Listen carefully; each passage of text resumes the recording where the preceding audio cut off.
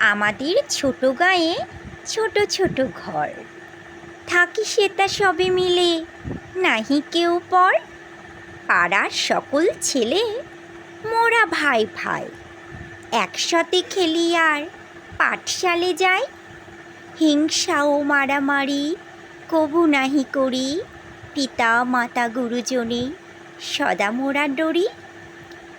আমাদের ছোট গ্রাম মায়ের সমান, আলো দিয়ে বায়ু দিয়ে বাঁচাচ্ছে প্রাণ।